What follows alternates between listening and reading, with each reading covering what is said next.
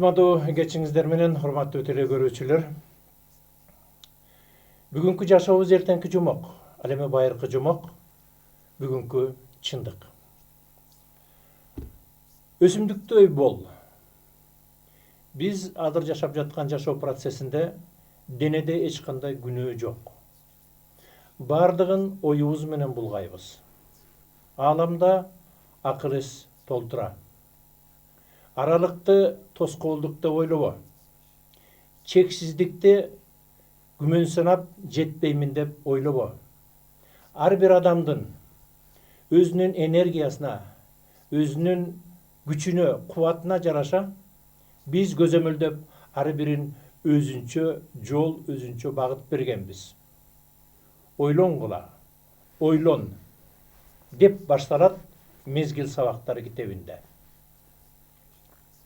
Бул китеп акыркы жылдарда адамзатка келген жаңы маалыматтар менен.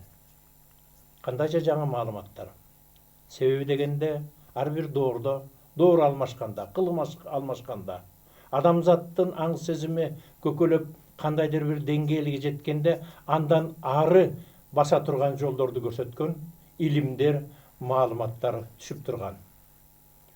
Атомгүл Осмонкулова деген кызыбыз 7 китепти жазып, ошондой улуу сырларды, улуулук, акыл эстин өзөгү болгон, балкыган жаратуучунун күчү аркылуу ушул маалыматтарды китептерге түшүргөн. Өткөн сабактарда чоролор жөнүндө көп маалыматтарды алдык. Өзгөчө 7 чоросу жөнүндө. 7 чоросунун бири Жайсаң ата. Мына ошол Жайсаң ата ааламда кара уюлга, черный дыра. Ошого кирип кетип, анан ошол жактан жанагы медерлердин майдалануусуна дуушар болгон. Медерлердин майдалануусу мурдагы сабактарда айтылгандай, бул улам касиеттердин, адамдын мүмкүнчүлүктөрүнүн көбөйүшү, күчөлүшү тууралуу. Бүгүн адаттагыдай бизде мейманда Булбулбек Осмонкулов Атомгүл кызыбыздын бир тууган агасы ушул китептерди чечмелеп, ушул китептерди изилдеп келет. Дагы бир жолу саламатсызбы? Мына ошол кара куюн жөнүндө, черный дыра жөнүндө ушул китептерде көп айтылат. Ошол нерселерди чечмелеп алып, андан кийин сөзүбүздү уласак. Саламатсыздарбы, урматтуу теле көрүүчүлөр. Кара куюн жөнүндө бул китептерде көп маалыматтар бар. Кара куюндар бул ошол ааламдагы аң сезимдүү цивилизацияларга дейт, убакыттын энергиясын чыгарып жиберип турган, мындайча айтканда, фабрика сыяктуу экен да, тегирмен деп айтылат да. Бүт дүйнөлөр, эми биз галактиканын ичинде сүйлөшөлү. Биздин галактикадагы болгон акыл эс цивилизациялар көп экен, аябай. Миңде миллиондоп саналат дейт, галактиканын ичинде эле биздин. Бирок алар баары эле бизге окшоп катуу дене күткөндөр да бар дейт. Көрүнбөгөн нур түрүндө, буу түрүндө, космостук боштуктарда дагы цивилизациялар бар дейт. Биз ойлойбуз да, жашоо Айда бар, же бир Марста бар, планеталарда, мүмкүн күндөрдө. Космос боштугунда тескерисинче эң аруу, эң акылдуу, эң таза цивилизациялар ошол космостун бош жерлеринде жүрөт дейт. Анткени алардын жашоо үчүн материалдык нерсенин кереги жок аларга. Бизге окшоп тамак ичпейт. Алар нур түрүндө жана өтө майда медерлердин касиети менен кармалган ушундай рухтар деп айтылат да, цивилизациялар бар экен ошондой. Өйдөңкү сфералар деп айтылат, алар жашаган жерлерчи. Ошол бүт цивилизацияларга бири-бирин ырааттуулукта кармаш үчүн, бири-бири менен аралашып кетип, дүйнө бүтүндүүлүгү кандайдыр бир бузулуп кетпес үчүн ырааттуулугу. Ошол баарын кармап турган убакыттын энергиясы экен. Дал ошол убакыттын энергиясы жана айткандай кара куюндардын ичинде пайда болот экен. алар кантип пайда болот? Кара куюндар формасы бул жана конус сыяктуу да, ярымынан кесилген усеченный конус сыяктуу. Эң сырткы катмары кара куюндардын гравитациялык радиус деп айтылат экен.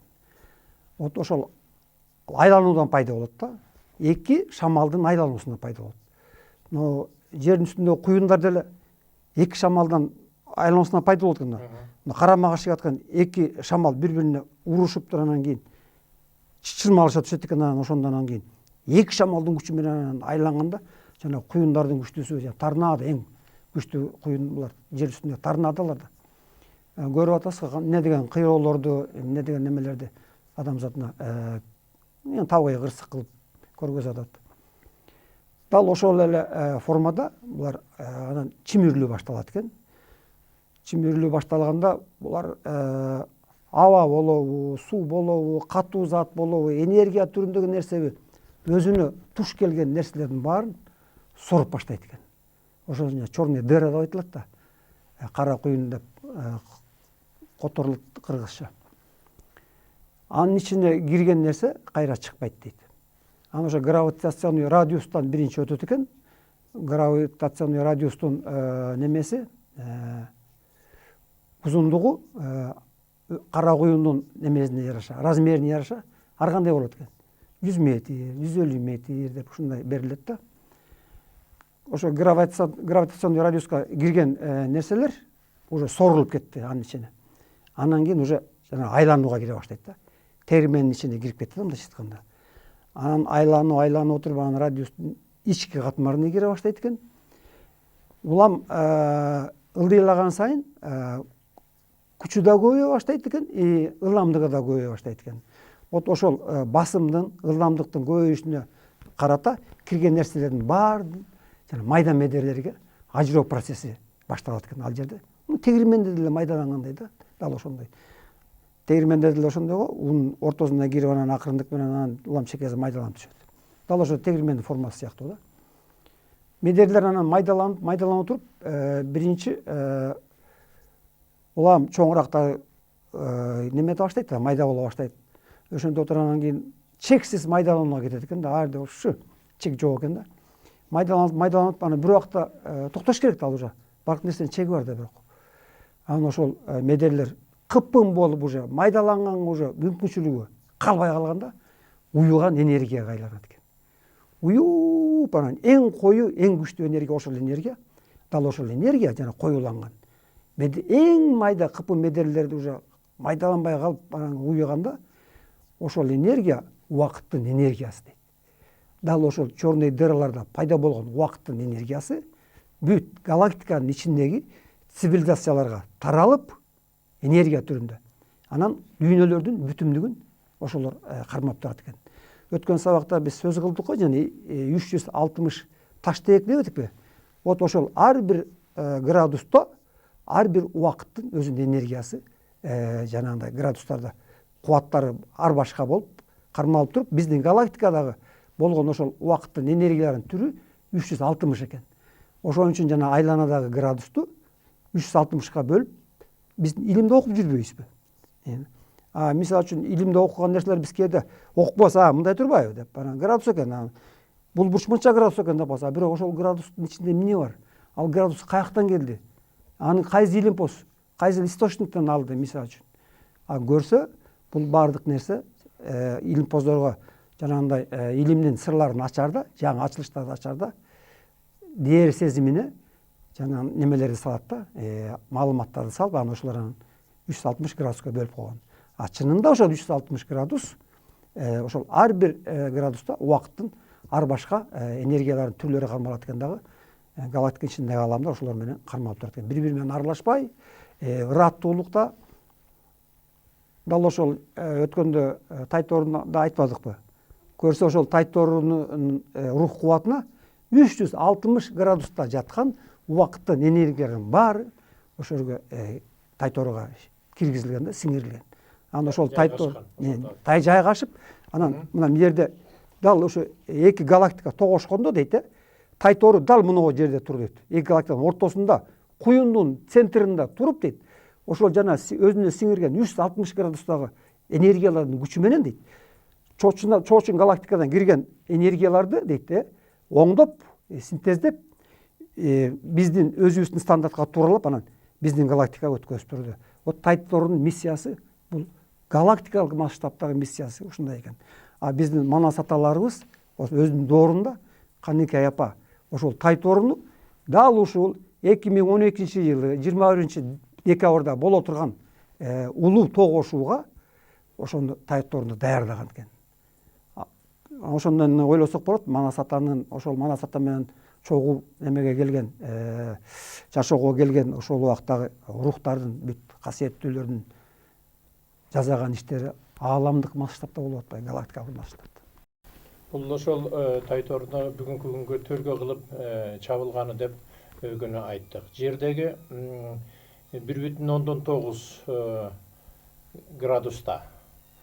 Анан ошол өгүнкү биз айтканда Тайтордун кандай чыгып келиши жөнүндө айтылганда улуу улуу энергиялардагы жайгашкан акыл эстин бардыгы, кырк чоросу, периштелер бардыгы ошол энергияларды Тайторуга ыйгарды деп түшүнсөк болот да. Тайтордун рух энергиясына сиңирген ошол энергиянын баарын. Баягы чаап аттан кырк чоросу Уралап, Алмамбет баары коштоп, Бакай кошой бардыгы коштоп турган бир сүрөттө бар да.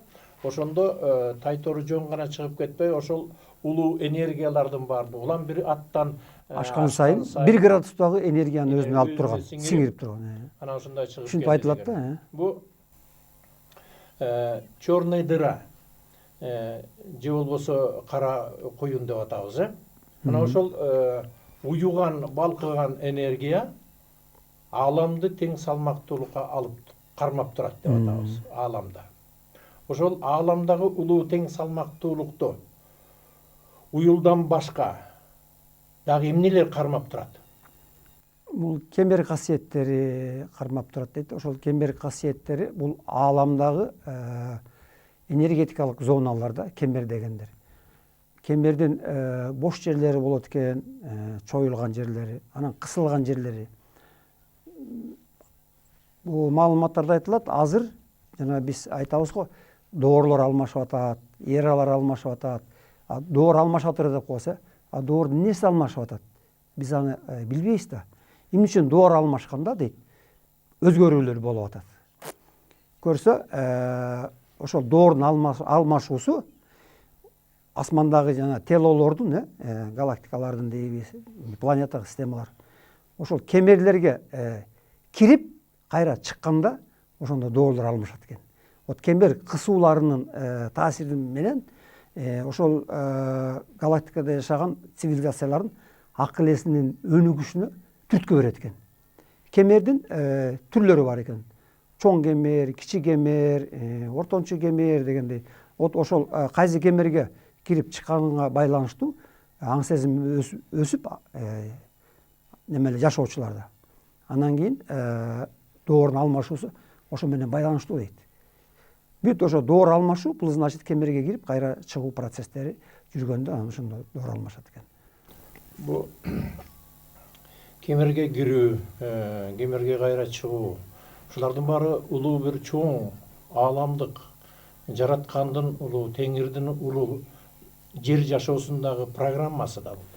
Ошол асман тоголокторунун бири-бирине айкалышуусу, бири-бирине жакындашуусу, ошолор бири-бири менен болгон энергия алмашуусу, энергия алмашуу менен акыл эс, аң сезим алмашуусу, бири-бирине өткөрүп туруусу.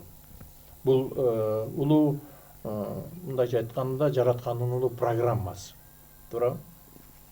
Мана ошол улуу программада жер жашоосундагы азыркы биз жашап аткан, буга чейин жашап келген адамзаттын ошо аалам тоголокторуна, чексиздикке, ошол улуу ой уюткусуна кандай таасир берип азыркы жашап аткан адамдар. Жана башында айтып өтпөдүмбү? Ойлоңгула дейт, ойгоңгула дейт. Ушул жогорудан келген маалыматтар көп жолу айтылат. Ойлоңгула, ойгоңгула деген. Мына ошол ойгонгондо, ойлонгондо аларга биздин кандай таасирибиз бар? Бул адам, биз пендебиз, адам заты. Адам заты өзүндө алып жүргөн энергиянын эң күчтүүсү бул рух энергиясы деп айтылат да. Рух энергиясы бул биздин жаныбыз. Төрөлгөндө Кудай Таала денеге жан салат да. Вот ошол эң күчтүү эң майда медерлерден турган энергия бул рух энергиясы. Андан кийин экинчи орунда турган эң күчтүү энергия биздеги адамдагы бул ойдун энергиясы дейт. Ойдун энергиясы дагы аябай майда медерлерден турат. Ошон үчүн ал көрүнбөйт, сезилбейт. Баардык нерсе ойдон жаралып атпайбы? Анан ойдон жаралып биздин ошол оюбуз аркылуу жумуш жасайбыз, оюбуз аркылуу сөз сүйлөйбүз. Вот ошол ойдон чыккан эгерде энергия оң зарядтуу болсо, положительный болсо дейт, ал ааламдын өсүшүнө, чоң ааламдын өсүшүнө бул сенин кошкон салымың дейт. Кудайга болгон сенин салымың бул сенин таза оюң дейт. Эгер сенин оюң, ишиң таза болбосо, ал сизден туура эмес энергия чыкса, ал энергия тиякта кабыл алынбайт дейт. Кайра артка тебелет дагы, сизге келип күнөө болуп жүзүңүзгө чогулу берет. Ошол чогулгандан кийин кайра өзүңүз аркылуу тазаланат дейт. Бул жөнүндө өткөн темаларда айткан болушубуз керек. Ошон үчүн ойдун энергиясы бул майда медерлерден тургандыктан эң күчтүү энергия ошол ойдун энергиясы. Адамдар дагы баардык нерсе ойдон жаралып атпайбы? Анча кара куюндарда жана даканс айтпай калдык. Кара куюн ичине сорулуп кирди деп атпайбызбы? Аларда бөлүнөт экен өздөрүнө. Гравитационный радиуска кирген нерселер дейт, бүт баары уйку абалында болот дейт. Ал жерде убакыт деген жок дейт. Эчтекени сезбей эле сенек акыбал өтөт дейт. Анан ошол гравитациялык радиустан өткөндөн кийин анан айланууга киргенде майдалануу башталганда, анан ошондон кийин неме башталат дейт да, кыймыл башталат дейт. Медерлердин улам майда медерлерге ажыроосу. Экиге бөлүнөт экен. Жана биз убакыт энергиясы жеткенге чейин кара куюнун ичиндеги энергиялар эки түргө бөлүнөт экен. Биринчи сырт жагындагысы бул оң кайыптын энергиялары деп айтылат экен. Оң кайып деген бул материалдык дүйнөнү кармап турган стандарттык энергия. Оң кайыптын энергиясы дейт айтылат да. Оң кайыптын энергиясы ирирээк медерлерден турат экен. Анткени сыртында жаңы неме майдаланып баштады да. Биринчи ирилери майдаланат. Анан улам нары кирген сайын орто ченинен өткөндө уже сол кайыптын немеси башталат дейт. Медерлер деп аталат экен да. Майда медерлер. Ошондо гравитация кара куюн 3кө бөлүнөт экен. Гравитациялык радиус, оң кайыптын зонасы, сол кайыптын зонасы, анан төртүнчүсү эң түбүндөгү уюган эң күчтүү энергия, ал жанагы убакыттын энергиясы. Бул куюндардын торнадо боюнча жердеги үлгүсү катары алып атпайбызбы? Красноярскиде академик профессор Алексей Дмитриев деген окумуштуу бар. Ошол киши торнадоны изилдеп, ошо торнадо болуп атканда жогорку чыңалуудагы электромагниттик заряддардын пайда болушу, тартылуу түртүлүү күчү, магнит талаасынын пайда болушу, ошол тегерегинде кубулуштар өзгөрүүсү жөнүндө айтат дагы. Торнадо бүткөндөн кийин изилдешкен. Эки күйүлүп калган көмүрдүн бири-бирине цементтеп койгондой жабышып калганын. Айнеке өтүп ар жагына өтпөй сайылып калган самандын айтылат да. Демек ошол жердеги торнадонун убагында ошо тегерегинде курчап турган нерселердин бардыгы заттардын бири-бирине сиңип кетишү, бири-бирине жуурулушуп кетишү жөнүндө айтылат да. Ушунчалык өтө чоң күч, кубат куюнда. Жердеги жана сууларда, океандарда, көлдөрдө азыр көп көл куюндар пайда болуп атат. Кайсы жерде болбосун суулардын бардыгы жердин астына кирип кетүү. Ушул жөнүндө кандай маалымат бар? мен айтайын дегенім ушул аламдагы ушул дагы байланыш, алам менен байланыш, жер менен аламды байланыштырып турган ошо куюндар, водовороттор, айлампалар. Кандай байланышы бар? Куюнга кирген бардык нерсе дейт. Вот ошол жанагы центробежный сила деп коет го. Вот ошол күчтүн таасири астында сиз айткандай эң күчтүү басымга уже дуушар болот дейт да. Куюнун ичине кирген нерселердин баары. Ал шамалбы, торнадобы.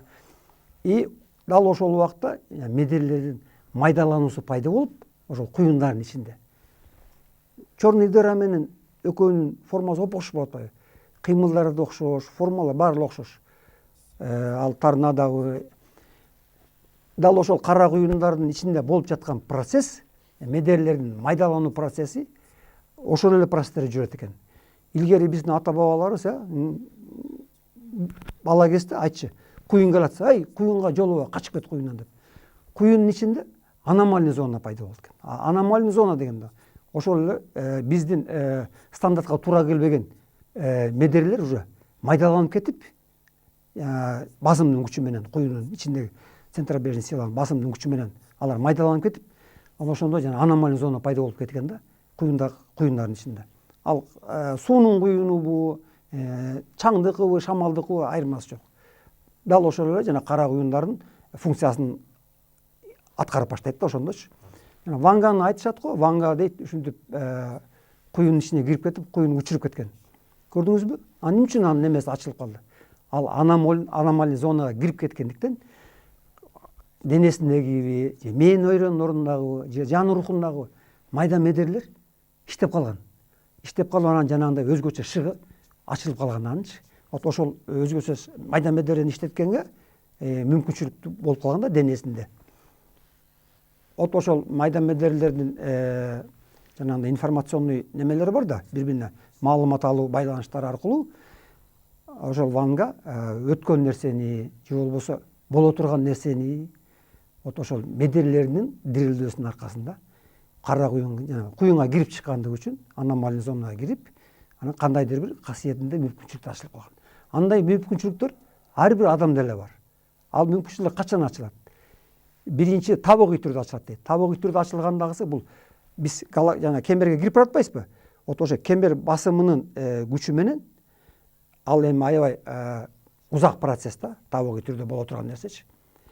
Бирок барабыз ошол нерсеге акыр 4100 жылда кембердин эң кууш жерине барабыз деп атпайбы? Дал ошол убакта дейт, адамдардын эң майда медерлерине чейин бүт кыймылга келип титирегенде, ишке киришкенде ошондо дене материалдык дене жок болуп, анткени медерлердин кыпкындыгынан молекула, атом баары майдаланып кеткенден уже көрүнбөй калат экенбиз да. Анан нур түрүндө ушундай бир түскө айланып, анан аруулук неменин, аруулуктун эң болгон чеги ошол нерселер да.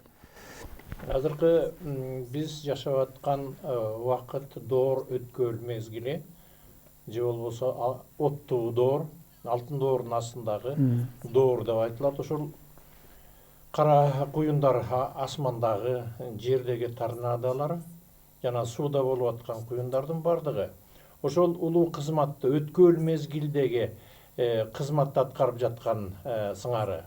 Ошо суунун да медерлерин майдалоо, жердеги табияттагы болуп аткан нерселердин абаны, ушулардын баарын майдалоо, медерлерин чачыратуу кызматын аткарып атабы дегеним ой келет да. Себеби бу сөзсүз түрдө адам ошого ойлонуп барыш керек. Эл менен жер киндиктештейт. Табият өзгөрүп атканда, сөзсүз бүгүнкү күндө адамдардагы өзгөрүү процесси болуп атат.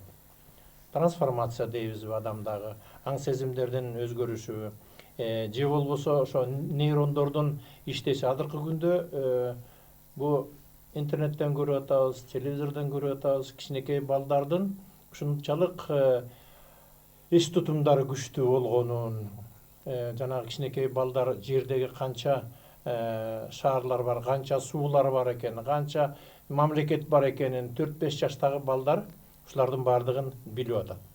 Бул доор талабы, жаңы доордо жаңа адамдардын пайда болушу, ошол табияттагы болгон кубулаштардын бардыгы адам баласына таасир берди деп түшүнөбүз. Мына ушул алтын доор астындагы өткөл мезгилдерде ушундай жер жашоосунда жашоолор болуп кеткен. Ушул мезгилден адамдар ушундай нерсеге даяр болуп барып, башка чейин өлчөмгө өтүү. Буга чейин лемурийлер, Нух доору, атланттар, мына ушулар дооруга өткөн. Адамзат бүгүнкү күндө дагы ошол жолду басып өтөт. Бул кайталанма жашоо. Ошондо атланттар бизден мурунку цивилизация ошол жака жерден жашоосун таштап, анан которулуп кеткен. Ушул бул китепти окуганда ошол ушундай маалыматтарды Нух пайгамбардын убагында, атланттардын убагында элес албай, же көңүл бурбай, анчалык маани бербей, анан жараткандын ушундай жазасын алган деген маалыматтар бар да. Атланттардын бүгүнкү күндө берилип аткан, мына бул китепте берилип аткандардын баары ушу атланттардан келгендей, менде ошондой түшүнүк калды. Атланттардан алыстан ошо адамзат биздин кемчилигибизди кайталабасын. Биз өткөргөн кемчиликтерди баштан өткөрбөсүн. Себеби алар бизди жердештерибиз дейт экен да. Биз да жер жашоосунда жашап кеткенбиз, жердештерибиз ушу жаңылбасын деп. Атланттар жөнүндө кеп кылсак. Атланттар бизден мурун жердин үстүндө жашап кеткен өзүнчө бир цивилизация. Атланттардын жашоого келген мезгили дейт. Биздин галактика дал ошол улуу ааламдык кемердин оозунан чыккан маалына туура келген дейт. Ошон үчүн алардын дейт мындай кайып мүмкүнчүлүктөрү, акыл эсинин мүмкүнчүлүктөрү адамзатына салыштырмалуу өйдөрөөк болгон дейт. Алар акылдуураак болгон дейт. Алардын денелери дагы 2-3 метрге чейин дөө шаалар.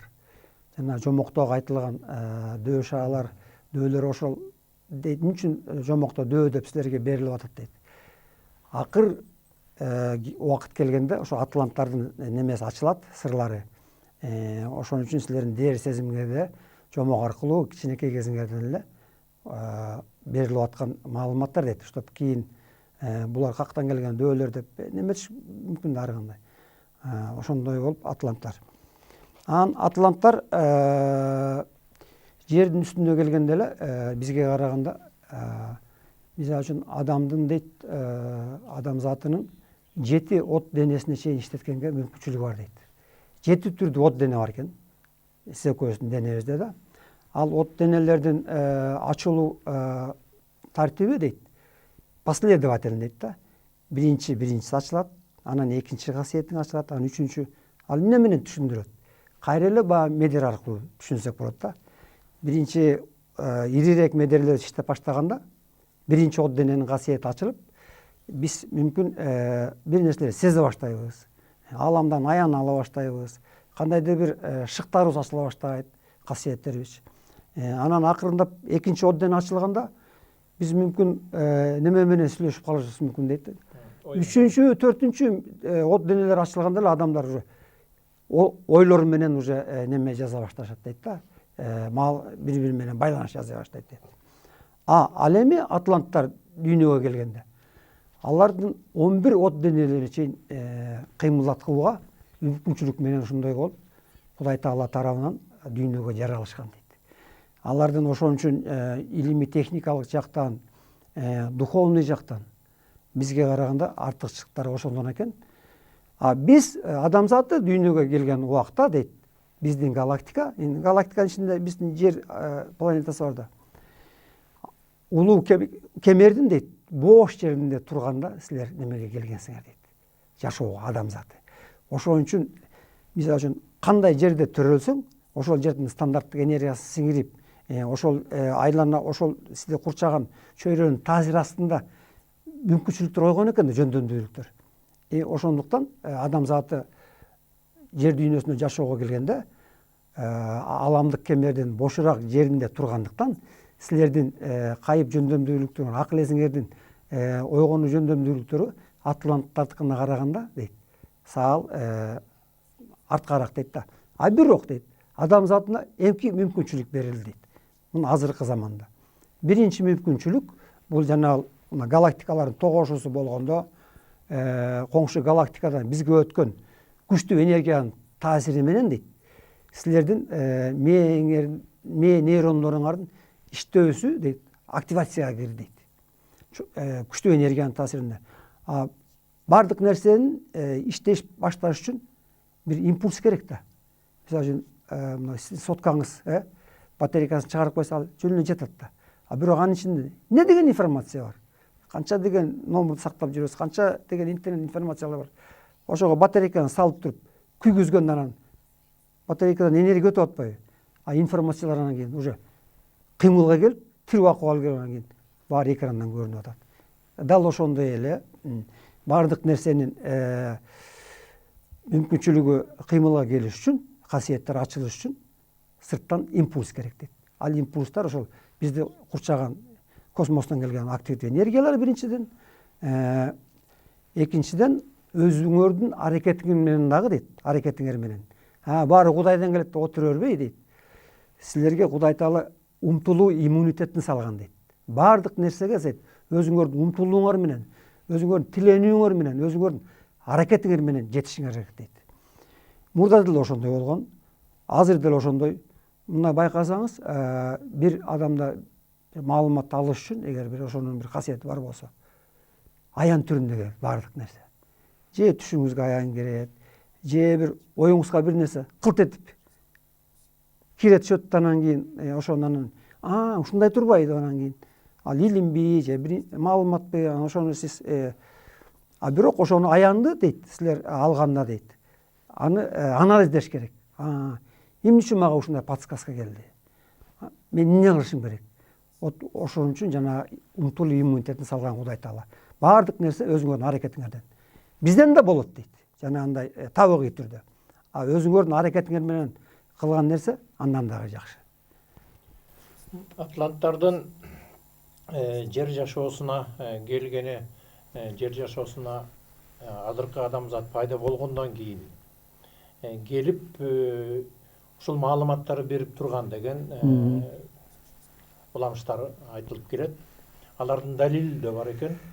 Себеби дегенде ушул Перуда ушундай 10 гектар жерде куш учуп баратып гана ошондо гана көрүнгөн адамдын түс бөлүмүндө сүрөттөр, чийилген жолдор, мындайча айтканда алардын аэродрому сыяктуу коно турган жери катары жасалган, атайын жасалган жерлер бар экенин бүгүнкү күндө далилдеп айтып чыгышты. Атланттар адамзат цивилизация пайда болгондон баштап бүгүнкү күнгө чейин колдоп, коштоп, коргоп келаткан улуу акыл эстүү күчтөр деп түшүнсө болот экен. Атланттар дейт жердин үстүндө канча жыл жашаганын оңой эле эсептеп койсо болот дейт да. Ошол эле кемерлердин немеси менен кемерлерден өткөн убакыттын саны менен белгилеп койсо болот дейт. Мисалы үчүн атланттар дейт өздөрүнүн жашоосунда улуу кемерден, биз азыр мына улуу кемерге жаңы баратпайбызбы? Мына биз кемердин оозуна кирдик 2012-жылы.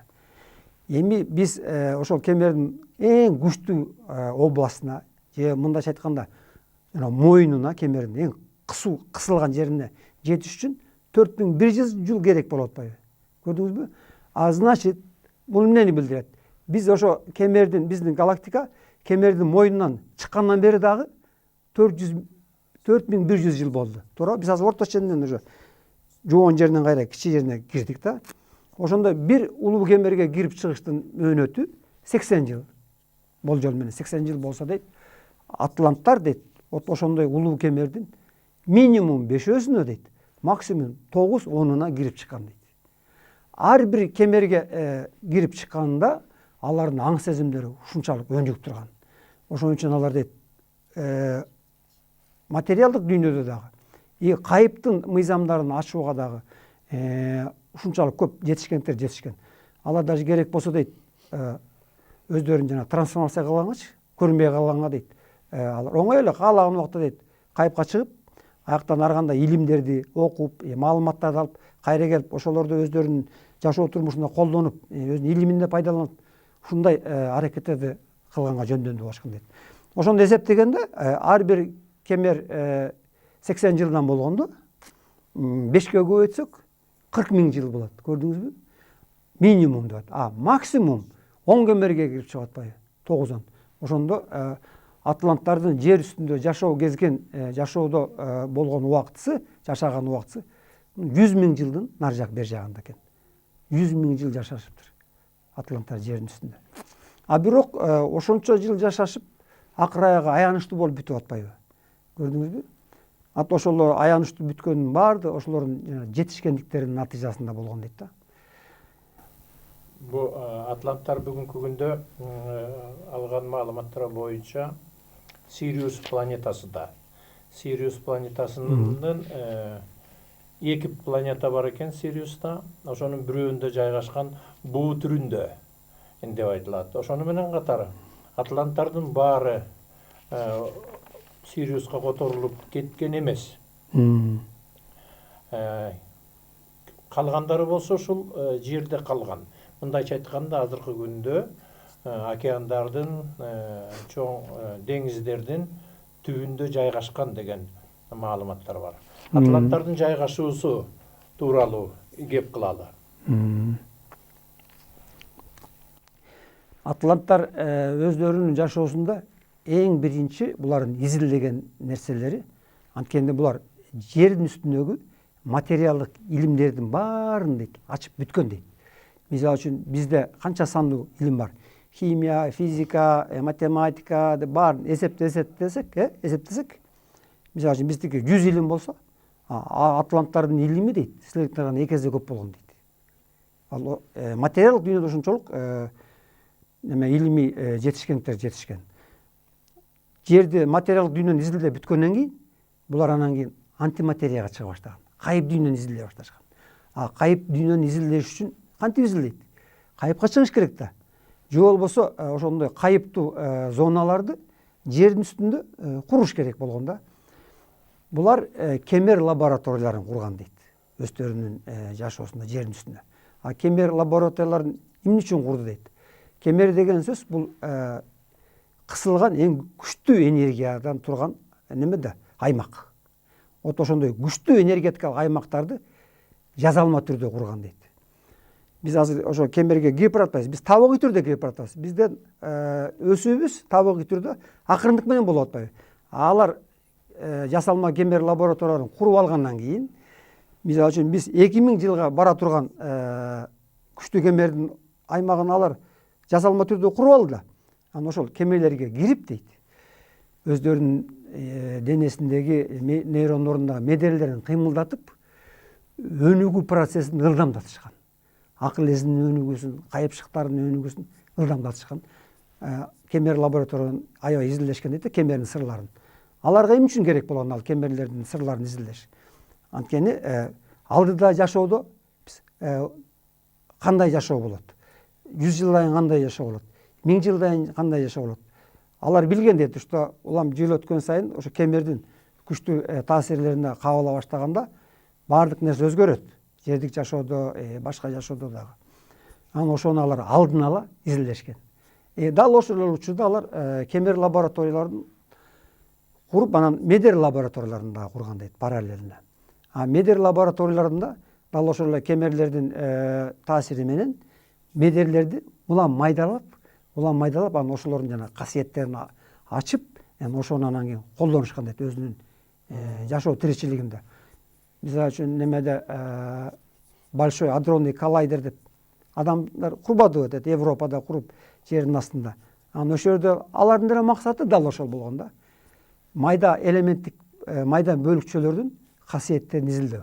Улам канчалык майданы тапкан сайын, улар майдаланган сайын ошол элементтик бөлүкчөлөр алардын энергиясы, алардын күчү, алардын кубаты ушунчалык мүмкүнчүлүктөрү, ылдамдыктары аябай көбөйүп атпайбы? Вот ошонун баары азыркы тил менен айтканда жана нано технологияга азыр аракет кылып атпайсызбы? Нано деген эң майда деген сөз да. Нанометр деген бул жана метрдин миллиардтан бири деп айтылып атпайбы? Вот ошол канчалык майда нерселерди биз изилдесек дейт, биздин илимибиздин өнүгүүсү ошончолук өйдөлөйт. Атланттар ошон үчүн медер менен кемер касиеттерин ушунчалык тыкыр изилдешкен, аябай тыкыр изилдешип, даже кээ бирөөлөрү дейт медерлерин майдалаш үчүн жана кемерге кириш керек болуп атпайбы? Кемерге киргенде ал адам менен эмне болуп кетет?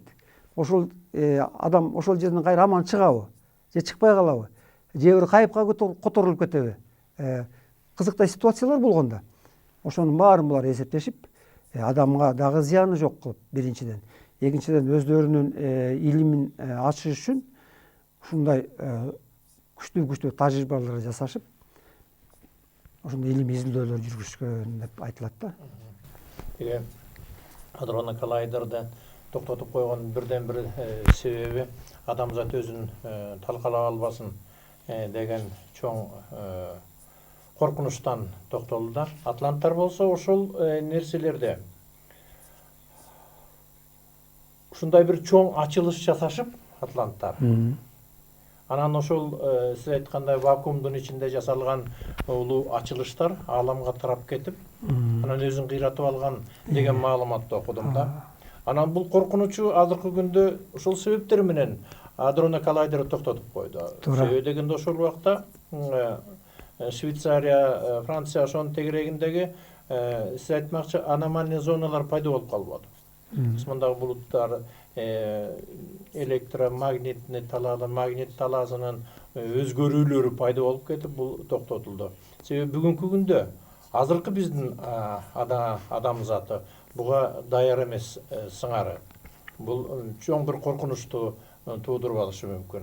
Ал эми атланттар болсо өзүнүн илимий техникалык жактан өтө жогору деңгээлде болгон күндө дагы бул барып кызыгуунун артынан мындайча айтканда андан ары эмне болот, кандай болот деп өтө ашыра кирип кеткенден улам ушундай абалга дуушар болгон деп айтат. Туура.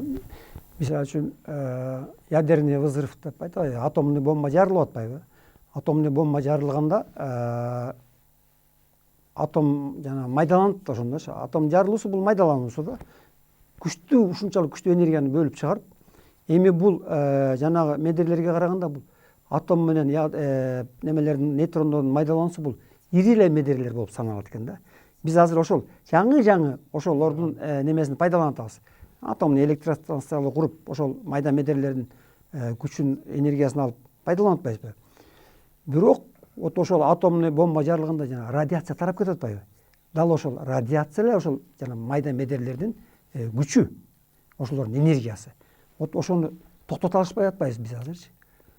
Атомный электростанцияны курабыз, жарылуу коркунучу болуп кетсе, ал ошодо жарылган жанагы зонаны биз чектей албай калып атпайбызбы? Атланттар дейт, атомдон эмес, андан 10 эсе майда медерлерди дагы изилдегенде, вот ошол медерлер ааламга тарап кетпей турган кылып, ошондой бир аномальный чектерди, границаларды түзгөн дейт ошого. Кемерлерди да ошондой кылып, медерлерди изилдегенде дагы ушундай оболочкаларды түзүп бир, чтобы ошол медерлер жана аномальный зоналар ааламга тарап кетпеш үчүн ошондой жетишкендикке даже жетишишкен дейт алар. Алардын илиминин күчү ошого чейин даже жеткен дейт да. Биз болсо азыр жана радиацияны эле токтото албай атабыз. Канча деген жана коргошунда свинести үстүнө төгүп, алар болсо билбейм. Бирок дейт, мындай маалымат бар. Вот ошол медерлерди кайра тарап кетпеш үчүн, сыртка кетпеш үчүн токтотуш үчүн дейт. Ошол эле медерлердин кайра күчүн колдонушкан. Ошолордун касиеттерин кайра өздөрүнө каршы. Эми ал жөнүндө силер түшүнбөйсүңөр баары айткан менен. Анткени биздин илим андайга жете элек да түшүнгөнгө. Бирок сыртынан жанагындай маалыматты берет да. Что медерлердин касиети аномальный зона ааламга тарап кетпеш үчүн кайра ошол эле медерлердин өздөрүнүн күчү менен ошону токтоткон. Эми кандай жол менен токтоткон ал жөнүндө пока түшүнө албайбыз. Атланттардын ошол Сириус планетасында бар экенин жана ал ошол жакта жашап турганын, Африкада Дагоно деген эл бар экен. Аз сандуу 200 миңби болгону. Бул 1932 жылкы маалымат боюнча. Мына ошолор илим ачелектер, эч нерсени билбеген караңгы, карапайым деген эл, Дагоно деген эл. Ошол жерде эки планета бар экенин, бирөө көк, бирөө чоң, бирөө кичине, Тулупо, Тулуна деген эки планета бар экенин, мындайча айтканда, кабарлашканда, муну ошо 32 жылы баягы элдин үрп адатын изилдеп жүргөн Мишель, бирок мушту, Мишель атын унутуп атам.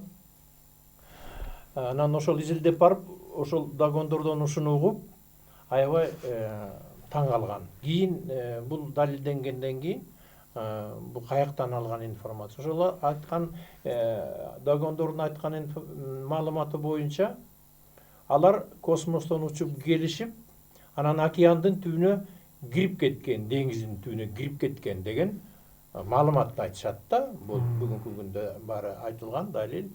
Анан ошол суунун түбүндө атланттар, жанагы НЛО деп айтып атпайбызбы?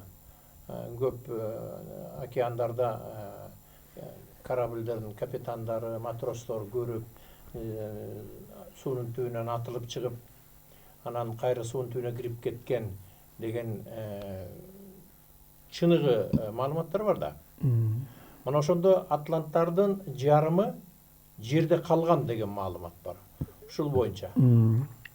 Мына ошол 5-чи, анан 6-чы китеп жалаң ошо атланттар жөнүндө жазылган да. Алар кандай жашашкан, эмне ийгиликтерге жетишкен, анан сиз айткандай булардын цивилизациялардын кесилиши. Эмне үчүн Кудай Тааланын кудурети менен булардын цивилизациясын жер үстүнөн жоюп жүргөн Кудай Таала.